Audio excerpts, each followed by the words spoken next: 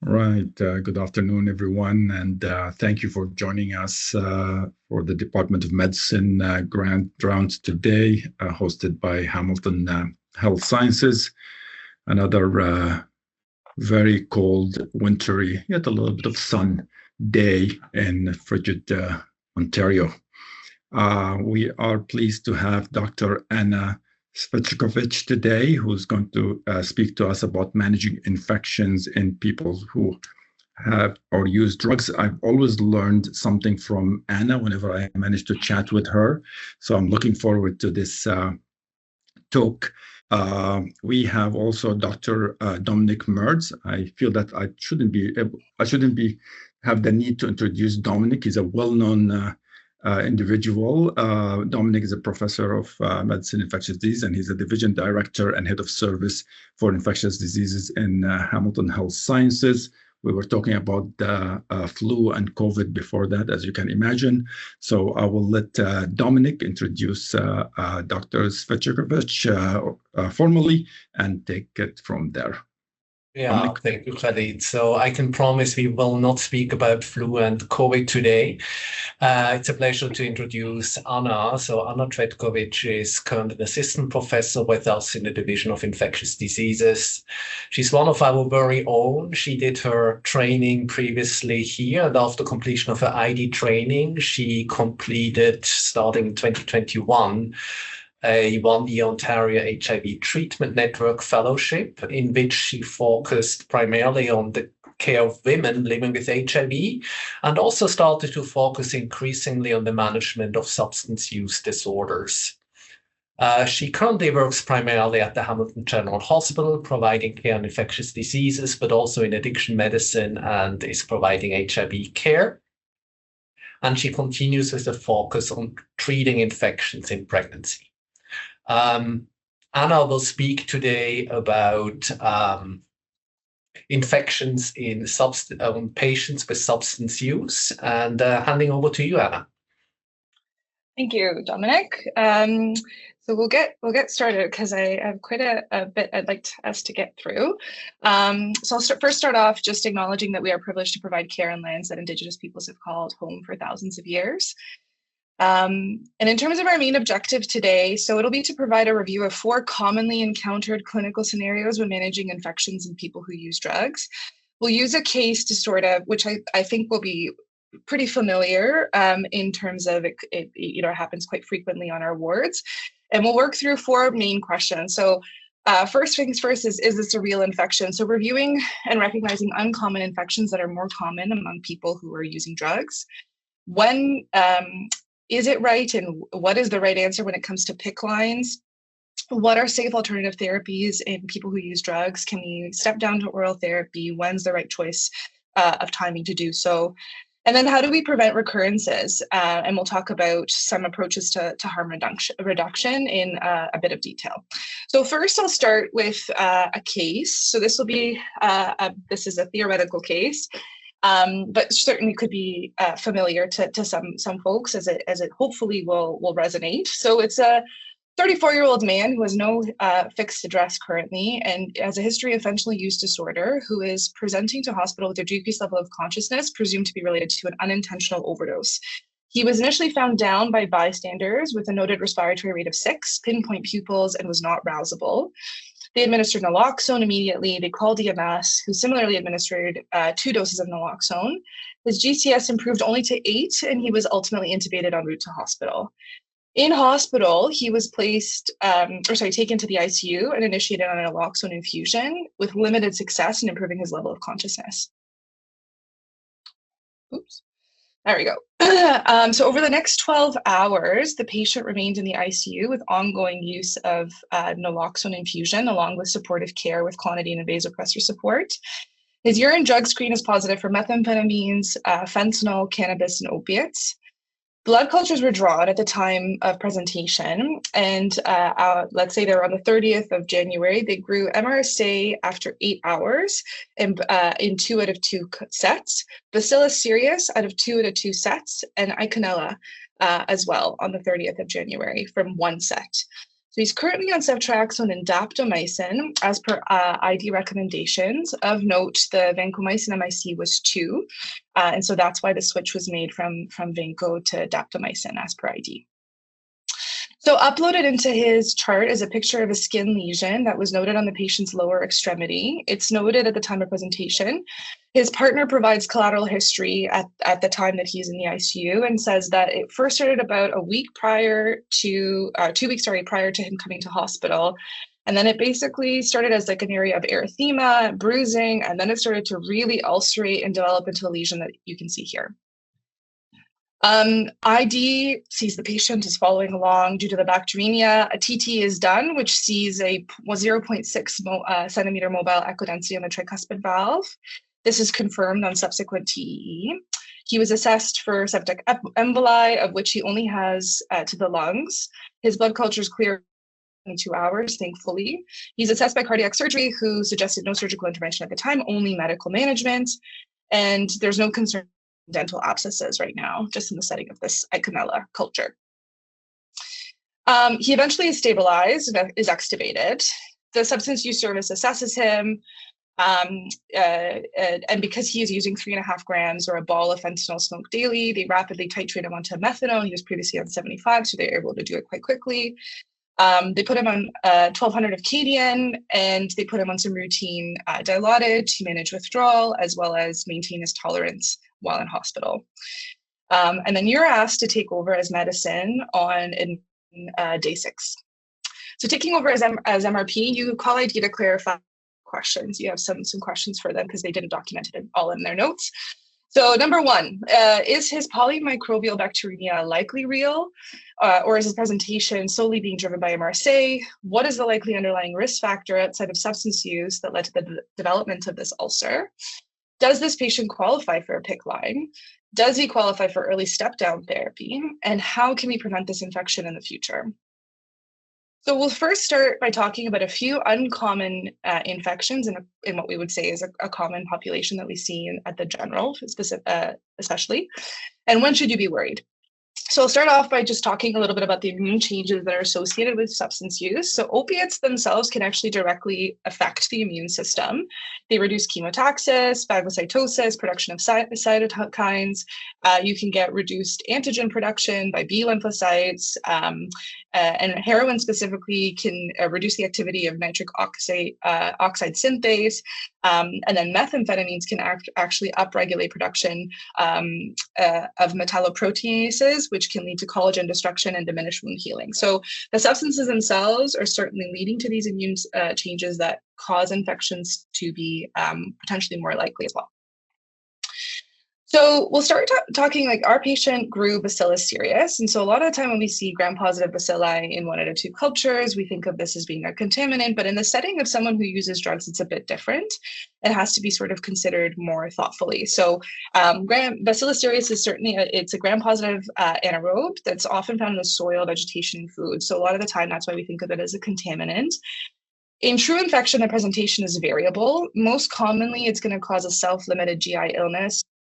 Classic teaching is around like contaminated rice that's been reheated. But in the setting of substance use, especially injection, you can get other manifestations, including extraintestinal manifestations like cellulitis, thrombophlebitis, endocarditis, even meningitis, and skin and soft tissue abscesses as well. The mechanism is really related to skin colonization. It contaminates the needles or other equipment that's being used, and then you can certainly get these bacteremias that then seed other places. In terms of we don't have clear guidelines on the duration of treatment. Most of us will do 2 to 4 weeks for bacteremia, 4 to 6 weeks for endocarditis. Reliably susceptible to vancomycin, but susceptibility testing is typically done if you're thinking it's a true infection. This is a case report, just an example. It can really cause anything. It's a kind of a funny bacteria that way, but this is a panophthalmitis secondary to B. cereus that was described in a case report in the past. But the bottom line is in people who use drugs, B. cereus may represent a true pathogen. And certainly if it's persistent, showing up in multiple cultures, it's something for us to consider and then look for downstream effects of it. The next one is Bacillus anthracis, which thankfully we haven't seen I think ever at our site, but certainly something to be aware of.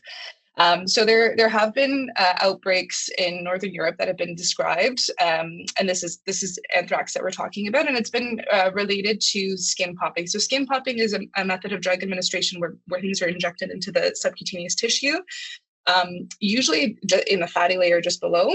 And then usually the reason is because people have run out of intravenous access, and so this is like a way to get substance use. The way that this would present is severe soft tissue infection, and sometimes can lead to significant bleeding as well. Hasn't yet been reported in North America. It historically has been associated with heroin, but something for us to be aware of. Gram-negative bacteremias are also described anytime you have a line, and certainly we see this quite frequently as well. Things that are going to be more likely are waterborne organisms, so things like Serratia, environmental Pseudomonas species, as well as Pseudomonas aeruginosa. You can get, Enterobacter or Cenotrophilmonas, like things that we often would think of as hospital-acquired organisms. You can start to see in people's bloodstream, and a lot of the time that's a sign to tell you maybe their injection technique is not ideal. Really, the other thing to sort of think about is, other than the fact that this is obviously an opportunity to talk about harm reduction, really talking about and focusing in on what water is being used when they are injecting, if they are injecting, and then also remembering that in this setting, we always think of gram-negative bacteremia as less likely to cause endocarditis, but certainly in this population, higher risk, especially if persistent. Then we have oral flora pathogens. So things like Eikenella is an example, like our patient had, or Viridans group streptococci, can cause skin and soft tissue infections, bacteremias, endocarditis as well. Sometimes it's related to licking needles. Again, an opportunity to harm reduction. We'll go through the process and how to avoid it, but certainly sometimes people, when they're preparing to inject, the needle is in their mouth. And so if you're starting to see these like oral bugs growing in their bloodstream, again, it's an opportunity to talk about their injection technique. Clostridium infections have also been described, again, most commonly associated with skin popping or subcutaneous use of drugs, but these can be life-threatening infections, can lead to wound botulism, has been described multiple times, and can cause very severe infections. So certainly if we see this in a wound culture, we see this in a bloodstream, then for sure, again, I'll say it probably 17 times during this talk and talk to them about harm reduction in their injection technique. Candidemia, so again, really, we think about candidemia as being an ICU disease or a line-related disease, or you have to have exposure to broad-spectrum therapy or TPN to have it, but really substance use in and of itself is one of the leading causes of community-acquired candidemia. Much higher rates of endocarditis and fungal endocarditis in this population as well. And so really important, obviously, if you see this, to again, talk to them about their injection technique, but also call ID and get a formal assessment as well. So when we think about their case, what is the underlying risk factor outside of substance use that led to this patient's necrotic ulcer, as well as their very protracted ICU course not responding to naloxone infusion? So what was that likely? This is probably xylazine. And if we think about, we'll talk a little bit about xylazine, because certainly we're seeing more and more of it. So this is a non-opiate veterinary tranquilizer. Its intended use is to cause CNS depression, but with toxicity, it can result in hypotension, bradycardia, respiratory depression, and hyperglycemia. And the important thing is that there is no approved human antidote, and it does not respond to naloxone. So it can lead to very high rates of fatal overdose. And then on top of that, we'll talk about the wounds that it can cause as well.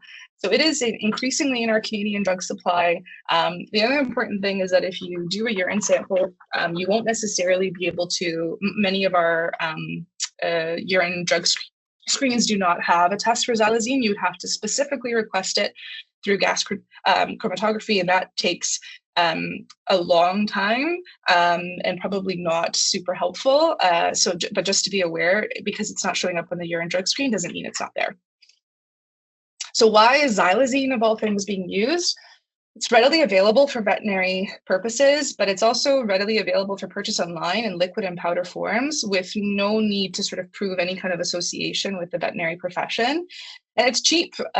So you can buy a kilogram of it between $6 and $20 US per kilogram. So it is often used as an adulterant, and it's basically increased profit for people in the drug trafficking industry. And really, it just allows them to bulk up the powder or bulk up the substance with having to reduce the amount of fentanyl or heroin or whatever else is being used. So what are xylazine-induced ulcers, and why should we be worried about them? So they cause this necrotic skin ulceration. What's actually happening is a local severe vasoconstriction, and then that leads to decreased skin perfusion.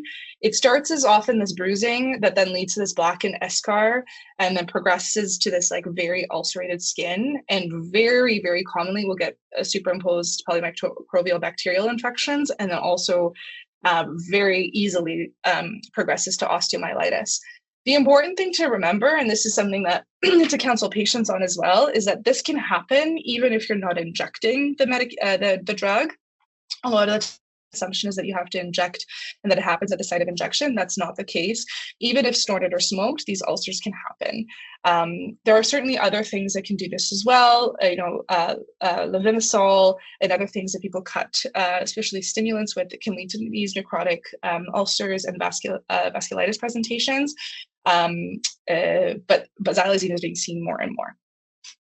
So these are some examples of what these ulcers can look like. So you can see this necrosis that exists, and often in these areas where there isn't a lot of space between skin and bone. So the likelihood of osteomyelitis is really high. This is one more example of what it looks like.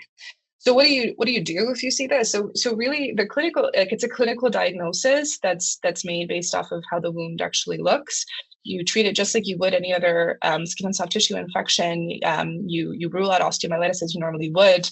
What you do, if you biopsy it, which has been done, you'll often see epidermal necrosis with focal fibrin thrombi, which again basically explains the severe vasoconstriction. But really what this tells you, if you see this, is, okay, this person probably needs to be sampling their drug supply to prevent this from happening again. So there is opportunities for testing patient samples for xylazine. There's a rapid response, basically very similar to a COVID test. You tell them that, these kits are available, and to basically check to see if their supply, whatever it is, opiates, stimulants, whatever, has this product in it or not. And then of course you talk to them again about aseptic injection technique. So in terms of the conclusions of this portion, there are unique pathogens to consider for people using drugs and people who are experiencing homelessness. And if you encounter these pathogens, it's probably, as I said before, an opportunity to explore harm reduction with patients. So if we think back to our patients, so due to concerns of this increased depth of this wound that you're worried is maybe related to xylazine and the proximity to the bone, an MRI is done, that confirms osteomyelitis. Due to the MRSA bacteremia, endocarditis with only septic emboli, no pulmonary abscess, no empyema, now osteomyelitis, he's planned for a 6-week course of IV daptomycin from his first negative cultures. You see that ID has recommended this via PICC, but you're concerned about his history of substance use, that might be a contraindication. So who should you pick? Who should get PICCs, and when is it actually contraindicated? So there's a lot of people feel discomfort, and if people listening to the talk feel discomfort around this, you would not be alone. There's lots of people who have thoughts about the safety and are interested in not doing any harm to patients. So this is an example of a study that was done in 2024. It basically was a survey study that looked at internal medicine residents at a large urban multi-center hospital in New York. And they asked them some questions about their opinions on PICC lines and their relation to serious injection-related infections. And so there was 116 respondents, so 73% were uncomfortable discharging a patient with active substance use home with a PICC line, but they were comfortable with the discharge to like a post-acute facility. So whether that mean like a transitional bed program where the patients could continue to receive IV therapy. Many of them, about 40%, were concerned that the PICC would specifically be misused for substance use. But a lot of them were also concerned about the like what the home environment would be like, or loss to follow-up, which was the biggest concern for many people. And a lot of there was a lot of stigma as well documented in terms of the people's thoughts around this. There was another study, again, this one was Canadian, so it was the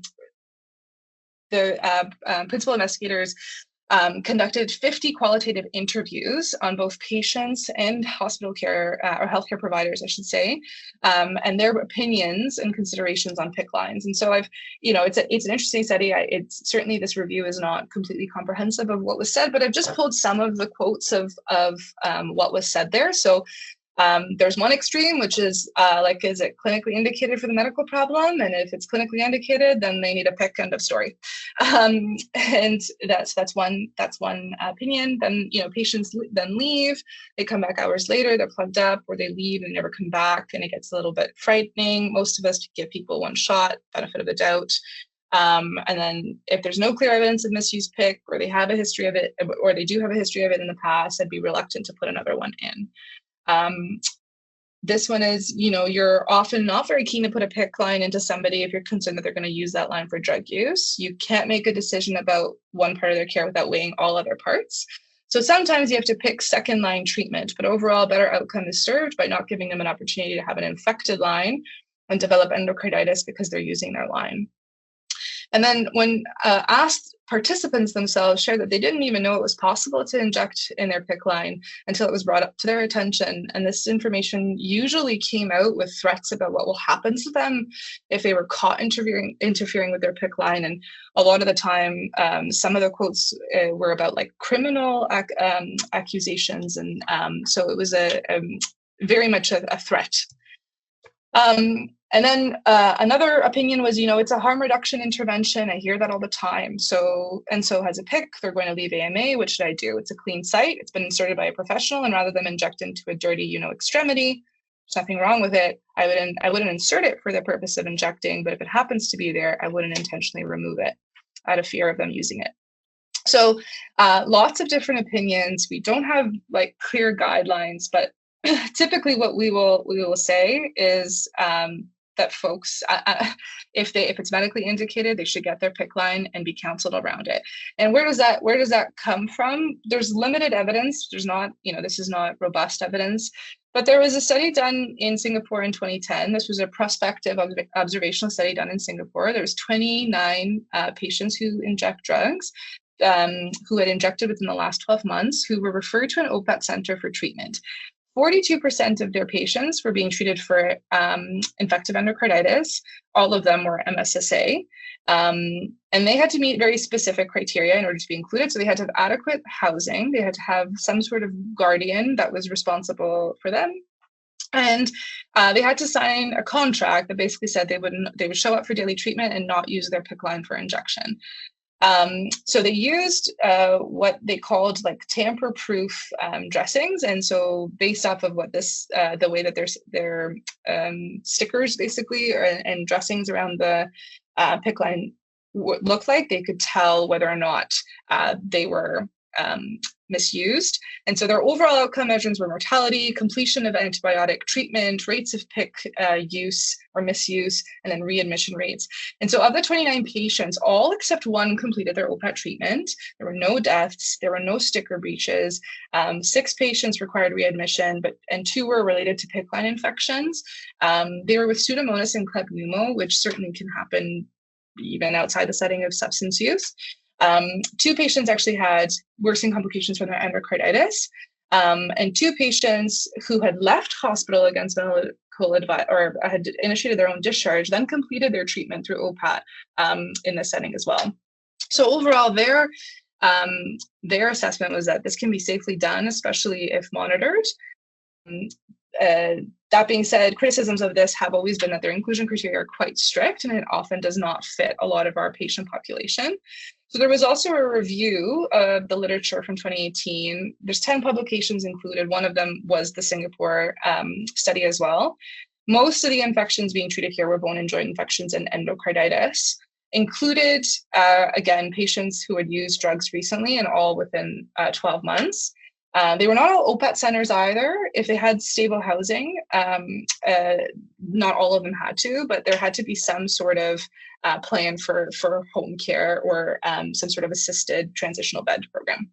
So in this setting, again, 72 to 100% of patients completed their antibiotic course. About 61 to 100%, most studies quoting 80%, had cure of infection. And hospital readmission rates were comparable to those without injection drug use. The similar outcomes were similar, rates of line-related complications were similar to those who did not use drugs.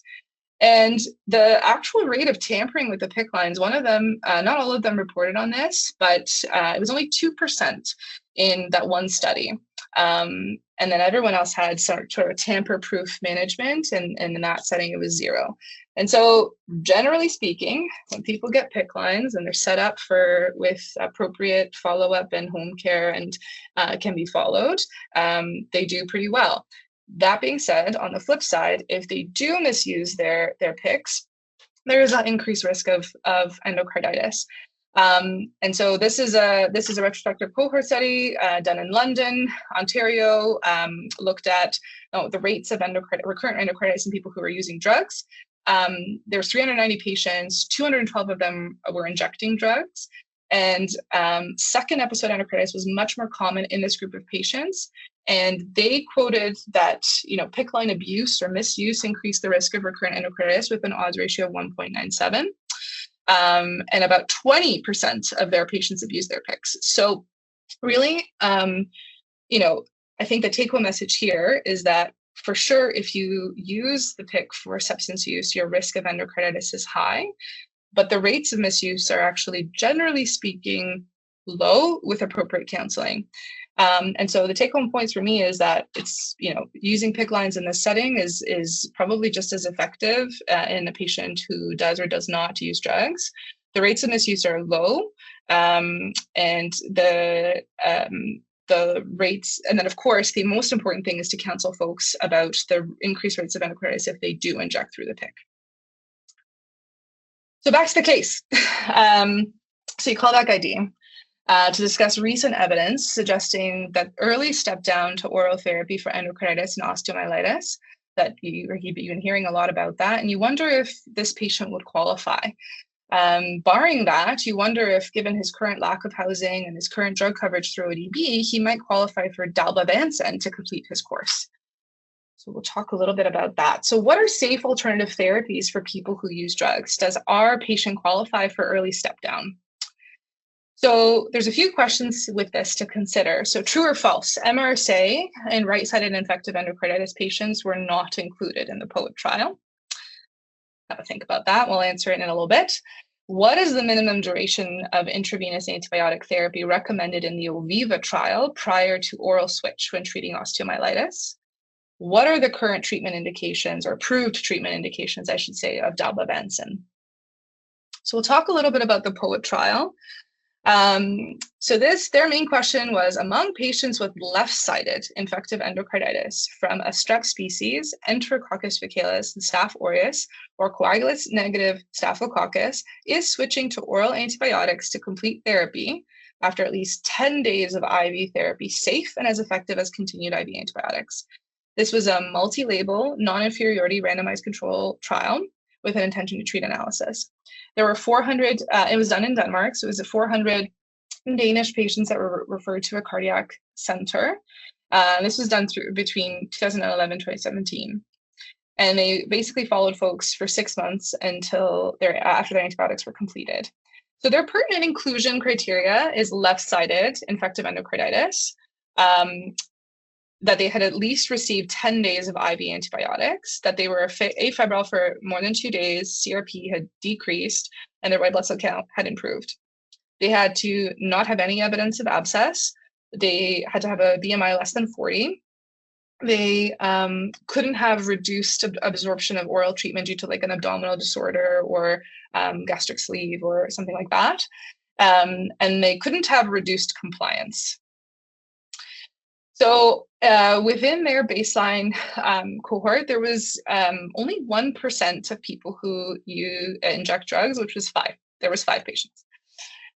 None of them had MRSA, and that's mostly because the Danish rates of MRSA are quite low. They actually have a lot more penicillin susceptible MSSA than we do as well.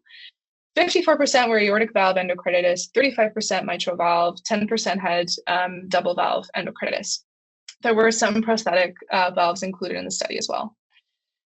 They decided their treatment based on pathogen, and the oral treatment after intravenous was after that initial 10 days of intravenous antibiotics, as long as they met the inclusion criteria. The regimen of 2 antibiotics of different classes based on susceptibilities was suggested. There was lots of different regimens used based off of different organisms, but most common, and that would, if you were thinking about applying this to one of your patients, you'd have to refer to their supplementary material. But most commonly, the regimens used were dicloxacillin and rifampicin, amoxicillin and moxifloxacin, amoxicillin and rifampin, and amoxicillin and linezolid. And again, this is a lot to do with the fact that a lot of their included endocarditis were strep species, which are historically very easy to treat, as well as enterococcus. And they had a lot of Staph aureus penicillin susceptibility. And then they also got a TEE 1 week prior to treatment completion. So their primary outcomes were all-cause mortality, unplanned cardiac surgery, clinical evidence of embolism, and relapse of bacteremia. All of that met non-inferiority. They also had basically a shorter duration of stay in the oral group, 3 days versus 19 days in the IV group. And there were, comparable rates of adverse effects. So the bottom line is that partial antibiotic treatment after stabilization and clinical response to IV treatment is non-inferior. That being said, very difficult to apply to people who use drugs, mostly because they weren't really included in this study at all. Similarly, no MRSA was listed, only included left-sided endocarditis, and this frequent 2 times to 3 times per week follow-up is unlikely to be really feasible in the real world, in our real world setting. So difficult to know what to do with this information for this specific patient population. It would really be a case-by-case decision, and we would likely think about stepping someone down, practically speaking, if they had MRSA bacteremia, to something like linezolid, only after they've cleared their cultures.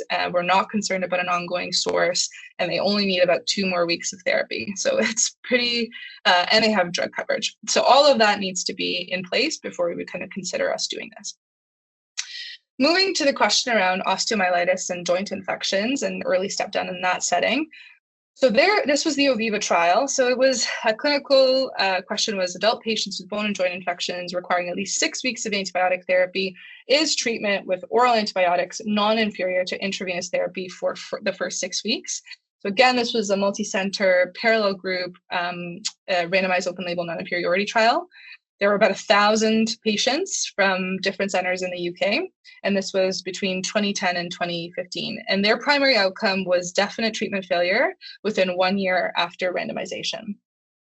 So their pertinent inclusion criteria, they had bone and joint infections requiring 6 weeks of antibiotics, including osteomyelitis, and they had to have received less than or equal to 7 days of IV therapy from the date of definitive surgery or a planned sort of curative source control, essentially. The pertinent exclusion criteria was Staph aureus bacteremia or any other bacterial endocarditis within the preceding month. Obviously, an infection if there's no oral option, and septic shock. So they basically compared IV antibiotics for 6 weeks or PO antibiotics for 6 weeks after that initial 7 days. So their primary outcome met non-inferiority, greater earlier discontinuation in the IV group, and greater medial length of stay as well in the IV group, which is not surprising. It's been seen multiple times. There are greater complications from the actual IV site. There's no real difference between C. diff rates. So the bottom line here is that 6 weeks of oral therapy was non-inferior to intravenous therapy as long as they've had 7 days IV in this specific study.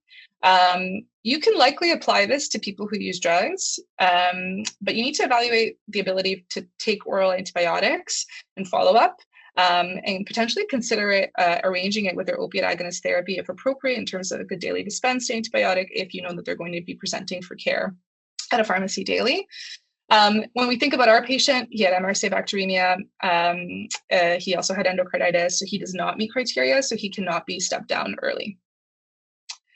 What about dalbavancin? So dalbavancin is a long-acting lipoglycopeptide. It has broad spectrum activity against gram-positive bacterial pathogens. In Canada, it's currently approved if you meet all of the following criteria. So you need to be over the age of 18. You have to have an acute bacterial skin and soft tissue infection that you think is likely caused by MRSA. You can't use oral therapy for whatever reason. You have a high risk of non-adherence, and there's no complications. So you don't have a cardiac device, you don't have osteomyelitis, you don't have a prosthetic joint infection. How do you actually administer it? So it's one dose. So you give them 1,500 milligrams with one dose IV. If you do need retreatment, this would be through the Exceptional Access Program. So in people who use drugs, there isn't a lot of evidence, but when we talk about, there was a retrospective chart review done in Philadelphia that used dalbavancin off-label for bone and joint infections, bacteremia, endocarditis, and skin and soft tissue infections. There were low rates of 90-day readmission for recurrent infections. It might be reasonable to use in this setting, definitely in folks who have already cleared their bacteremias if you're going to use it in that setting, and really it's a risk-benefit decision. Similarly, another retrospective chart review done in Seattle was used for basically folks who are at risk of high risk of self-initiated discharges, and it was to do with complicated staphylococcal infections. And in summary, we really wanted to avoid PICC lines in these patients, or we were really concerned about lack of completion of therapy. And so they, in that setting as well, had success with that.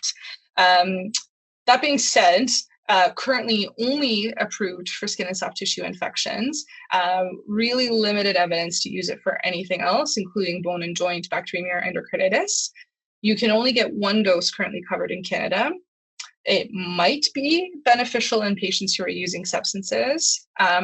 Practically speaking, at the general, the way that it can be administered is usually through UMED.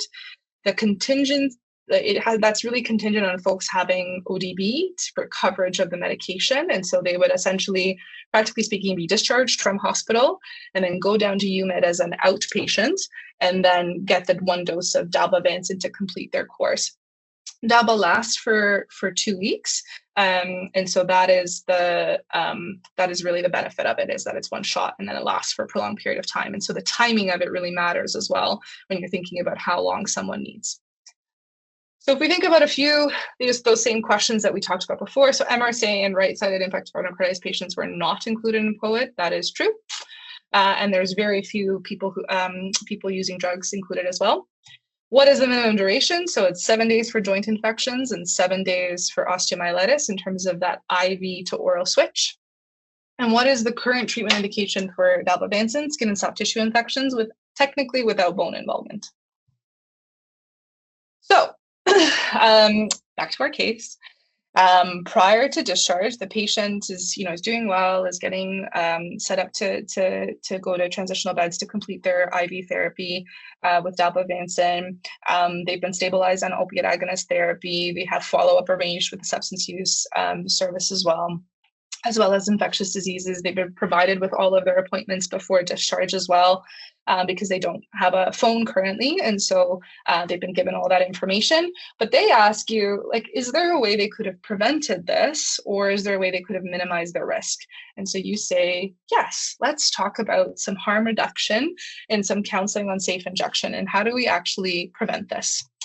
So what is harm reduction? I think all of us are likely familiar with it, but we'll go through it a bit in detail. So It is an approach that includes the use of policies and practices that are aimed at reducing the negative consequences of or harms associated with drug use. It's really reducing harm without requiring abstinence. And so examples of that are take-home naloxone kits, consumption or treatment sites, or overdose prevention sites, sterile equipment vans, safe injection technique counseling. It's really guided by 6 pillars. So it's guided by people who use drugs with lived experience of drug use. It embraces the inherent value of people. It commits to deep community engagement and community building. It promotes equity, rights, and reparative social justice. It offers lowest barrier access and non-coercive support, and it focuses on any positive change as defined by the person. So it's really, in a nutshell, meeting people where they're at. So we talk about naloxone kits a lot. Just going to show you an example of what some of them will look like. So typically in a naloxone kit, you get a hard case, you get 2 vials or ampoules of naloxone. You get syringes, gloves, alcohol swabs. You get breakers to open the naloxone itself. You get a rescue breathing device and an info sheet in terms of how to use it. So typically what you do, you put on gloves, you wipe an injection site, which is usually in the upper or lower extremities, and then you inject it, and you hold it for 3 seconds. Now, of course, that is very much contingent on you not being the person having to use the naloxone. So this is really for folks who are not using alone, which is definitely our recommendation. But if people are using alone, there is something called NORSE, which is essentially a virtual safe consumption site. Now, this is also contingent on people having a device, so a phone to call. But basically, what happens is that if someone's about to use substances, they call NORSE, they tell them, I'm about to use substances, and they stay on the phone with you. And if you become unresponsive after use, they will send EMS to your location. So something to tell folks about, especially if they have access to devices. Then there's, of course, needle and syringe programs. So, I think the benefits of these programs is fairly obvious, but some of the things that have certainly been described are reduced disease transmission. So you're, decreasing the transmission of bloodborne infections like HIV and Hep C and hepatitis B. You're decreasing high-risk behaviors, so it reduces the risk of reusing needles or other sort of makeshift injection equipment. It often serves as a way to link patients to care and treatment because they're often linked with other health services in terms of where they're located, and it's really an opportunity to meet people as well. Certainly it's cost effective because you're saving money in the long run by averting the significant lifetime costs associated with treating HIV and Hep C. And then, of course, safe needle disposal and public safety and the lack of needle stick injuries. There's also the benefit of treatment and consumption spaces. So this is a current issue in our city, but certainly this has been described in many places. Vancouver is one of the first places in North America that had one of these in 2003. And it's basically a safe space where people can use self-provided drugs in a supervised space under sterile conditions with medical monitoring and no police presence. And so certainly if there was a catastrophic overdose, it would be caught early and intervened on. So we'll talk a little bit about equipment review so that folks have a better idea and sense of what is actually happening when people are injecting drugs so that we can intervene and reduce the risk of infection. So in terms of the equipment, there are syringes. Those are self-explanatory. There's a filter. So the filter is that little thing that looks like an eraser at the back of a mechanical pencil. So it is something sometimes that's laying on the side. Sometimes it's built into the actual spoon. Its goal is to reduce particulates and infectious risk, especially as the drugs are sort of broken down and heated. Then you have cookers. There's cookers, Sterry cup, spoon. It's all the same thing. So it's that little thing that looks like a spoon. That is basically the basin that's used to dissolve or cook the drugs. There's often some sort of solvent used. Now, a lot of the time it's just sterile water, and that's the goal, but sometimes single-use citric acid or vitamin C can be used as well, and those are also provided in many harm reduction kits. And then, of course, a tourniquet to tie off to see the visibility of the veins. And so a lot of the time when people ask people about their substance use or to counsel people on safe injection, we tell them, yeah, like, are you using Are you sharing? And are you reusing needles? And that's usually where the conversation ends. There's not a lot more that happens in terms of counseling, but hopefully after today, you'll feel more comfortable talking about it. So the way that I sort of frame it in my mind when I'm talking to people is I think about the situational environmental factors. I think about the location on their body that they're actually injecting, their substance use the substance that's actually being injected, and then the process itself. And so we'll go through all of those. So when I think about situational environmental factors, I usually, I ask people, are you okay that we're talking about your substance use? Like, you just came in with this infection. I know it can be a bit triggering. And a lot of the time people are very receptive. Even if they tell you, like, I will never inject again, you tell them that's amazing. Maybe tell your friends. And so they usually will definitely consent to talking about this. So again, when we think about situational environmental factors, think about using alone versus using with others. Talked a little about that. Having an naloxone kit versus Norse if you have a device. And then discussing access to single-use disposable safe injection supplies, and if they know where they can access them. Locally, there's many places people can go. Urban Core, Arham Smart. They can go they can call the van, which now has extended hours as well, and so they can get a lot of supplies that way as well. Then we talk about the location of injection. So we really strongly counsel against injection into the groin. Obviously, it's a dirty area, and then on top of that, you've got major vessels there that, if you were to miss, could lead to catastrophic outcomes. Similarly, the neck is a similar sort of concern. So if people are injecting into the neck because they've lost access elsewhere, really counseling against that because it can lead to either significant bleeding or stroke. Really wanting them to instead inject into their extremities, either upper or lower. Then we think about the substance being injected. And now, of course, everyone very appropriately is concerned about fentanyl and carfentanil because they are the most potent by far. That being said, the highest infectious risk is actually with things that have beads. So things that are long-acting, like hydromorphcontin or sustained release oral morphine, something like Cadian. So anything with beads, when you crush it and try to inject it, dissolve it and then inject it, those little beads are very easily stuck into the vasculature. And then really what ends up happening is your risk of endocarditis goes through the roof. So I will typically counsel people away. If they're injecting contin, like, I will literally counsel them away from that and tell them Dilaudid is really the way to go, because contin is so much higher risk for endocarditis. And then, of course, as we had mentioned previously, testing their supplies for xylazine to prevent fatal overdose as well. That's not going to respond to naloxone, and then also these necrotic ulcers. Oops. Next, the process. So once you've talked all about that, you talk to them. And ideally, I have them just sort of run through, okay, tell me how you inject, like what happens. And what I'm hoping to hear is you take brand new equipment that's never been used. You take a new sterile cooker. If the filter is not built in, which sometimes they are, but sometimes they're not, if they're not built in, they sort of just drop them into the cooker with minimally manipulating them. Mostly it's meant to be sterile. So, if sometimes they come in little paper packets, you just sort of drop it into the cooker. Then the drug is placed into the cooker. It's dissolved with sterile water. So not tap water, not bottled water, not any other kind of water, like sterile water. You heat it for 10 seconds minimum. They'll always tell you, it takes way longer. And I said, that's amazing. As long as it's 10 seconds, that's really what we want. And then you get a new syringe. You draw the substance through the filter to manage those particulates. You use a tourniquet to tie up. You use an alcohol swab to clean the skin area before they inject. You don't lick it. You don't rub it. You don't do anything. You don't wash it with soap and water. You do alcohol swab. And then you inject. And then ideally into the extremities. And so some of those areas where things go wrong is, we're not using a filter. We're not using an alcohol swab. We're either licking or rubbing or using something else, not using sterile water, and then not otherwise cleaning the skin. Oops. Sorry, Teams.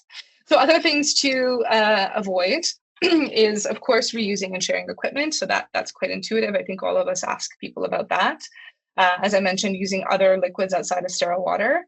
The other thing that I ask people about it, as I mentioned, is where is the syringe actually when you're preparing to inject? And sometimes they have it nonchalantly in their mouth, mostly just because they're preparing and they're just getting things ready. And that's how we end up with Eikenellas and Granulocatellas and oral pathogens in blood cultures. So really counseling them away from that. And then really counseling them away from something called a rinse, which is basically after you use the substance, you kind of like rinse out the Steri cup, you fold it up and you put it in your pocket and save it for later.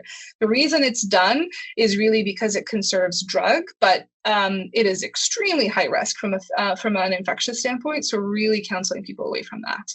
And then again, there's lots of different downstream effects from this. As I mentioned, of course, contaminated needles, you can get all sorts of bloodstream infections, as we talked about already.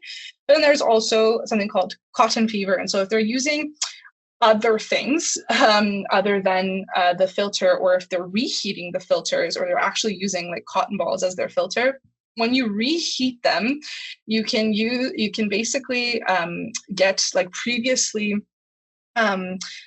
like other particulates that are solubilized from the drugs are heated to reclaim that drug, but then you get all this other crap, other stuff with it, and that then ends up causing this cotton fever, which is basically like a overwhelming gram-negative sepsis.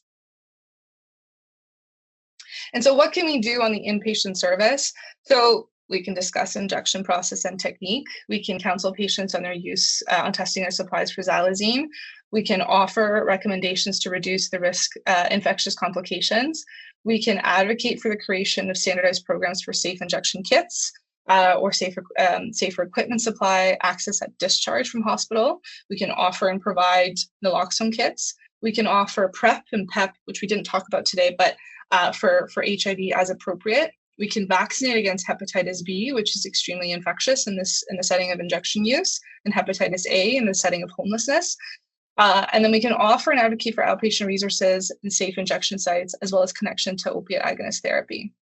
And so I'll make one more plug here. So we have a new multidisciplinary pilot program called the IRIS program, which is a research study being led by Dr. Claire Botkin and Robin Lennox, which is really looking at improving the health outcomes for people with an infection related to drug injection. And so people who are eligible are over the age of 16, are able to consent in English, have an injection-related infection, has a history of injection drug use within 3 months, lives in Hamilton. And so patients are connected to a peer support worker, a systems navigator, an infectious diseases physician, and a physician who specializes in substance use care. And then this team then follows the patient until the completion of their course of treatment for their infection, or are permitted to basically transition to permanent care in the setting of like a chronic infection like HIV. Patient participation involves 2 30-minute interviews, and they get $25 cash, gift cards. There's lots of benefits, and they will also be provided with a basic cell phone for communication. And so if you have patients that meet this criteria, think about it and consider referring to the IRIS program. And with that, I will end. I will open up for questions, and there's a link there to provide an eval if you don't mind. Yeah, thank you, Anna, for this great summary of both infections and drug use practices in general, and also outlining what the steps are and where harm reduction can actually help those patients. So opening up for questions, discussions. I don't see anything in the Q&A. So if you have any questions, please add on. Now, Anna, you mentioned step down, which is a very common question in this population. A, often they want to use. B, to leave. B, often there's no need to really keep them in hospital. But then we have those struggles with discharge planning, PICC line, yes, no, all options, and so on. Now, you touched on the POET trial. I just quickly wanted to mention to everyone, because you may have heard about the SNAP trial, you may have had patients who were in the SNAP trial. So one limitation in the POET trial as to why it probably hasn't shifted practice much yet is that it's a relatively small study with still relatively wide confidence intervals. And as part of SNAP, we are looking not only at endocarditis patients who are part of that as well, but also Staph aureus patients in general, with a transition to all option at 7 days. And those 7 days are often a challenge. People don't feel comfortable doing it, even if it's entirely uncomplicated based on our typical criteria. But there is evidence that this may well work, and those 14 days or 4 weeks or 6 weeks routine for Staph aureus bacteremia, that has never been RCT proven that this is needed, right? I just want to make that clear. We do this because this is how it historically evolved, but now we need those non-inferiority trials to actually prove less is more. And this is what sort of a common paradigm shift in ID currently is. But I don't know, Anna, whether you wanted to comment a little bit more on all transition options. And you quickly touched on potential supports in the community to help with compliance. And maybe you can go into a little bit more details there. And then I see something in the chat and Angeli has a hand up. But first to you, Anna. Sure. Yeah. Thank you for bringing that up, Dominic, for sure. I think, yes, oral step down is something that we definitely, and certainly if people are leaving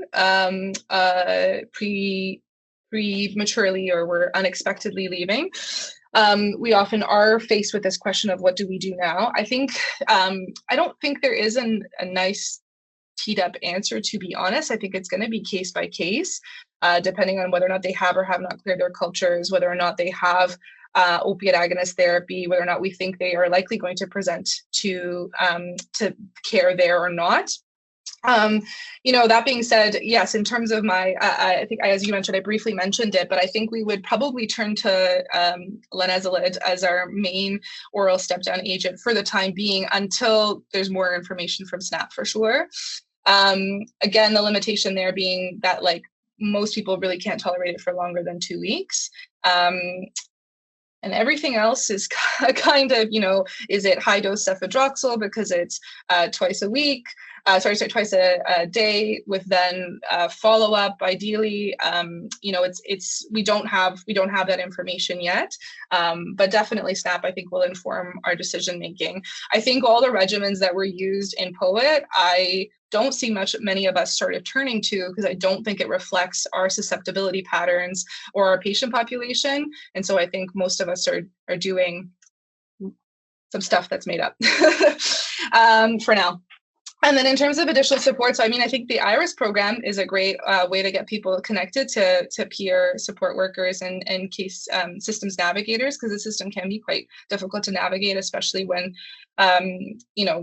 there's a lot going on in your life. I think linking people to opiate agonist therapy, if they have an opiate use disorder, is going to really help with adherence to and completion of care. I think having flexibility and follow-up, I think, is really important as well. A lot of our patients are, our clinics are very rigid in terms of our timings of follow-ups and appointment times. And so I think some flexibility in terms of follow-up and some low barrier areas like the HamSmart clinic would be a good place to start. And then, of course, considering transitional beds for people who do need IV therapy long-term, though I understand, it's not a big center, not a lot of time. So, yeah. Okay, perfect. Thanks, Anne. We only have a couple of minutes left, and now the questions came in. So yes. Anne Holbrook asks about UMed, and this being a new clinic down at the General. Maybe you can give people who aren't familiar with UMed yet a very brief overview and as to why it's a purely financial thing that we run it that way. But go ahead, Anna. Yeah. So UMed, those in internal medicine at the General will know more details about it than I, but it is basically a way to prevent admission to hospital or defer people from the General who need one or two things done or follow up. So I think that is that the way that it functions is that it's in the general where the express unit used to be. So it can really be organized, and so folks who need follow-up can come there with a plan. From a Dalbavancin perspective, the way that it would work is that, let's say you have a patient who has a skin and soft tissue like left thigh abscess, and they have finished, their therapy, and now you just want to give that, you're worried about their adherence to medication. You would basically discharge them from hospital. You would send them to UMed that same day, and then Dalbavancin would be administered. It would be dispensed from our outpatient pharmacy, which is the Hamilton General Outpatient Pharmacy, which is why it's important that they have drug coverage. And then they'd be good to go. That would be it.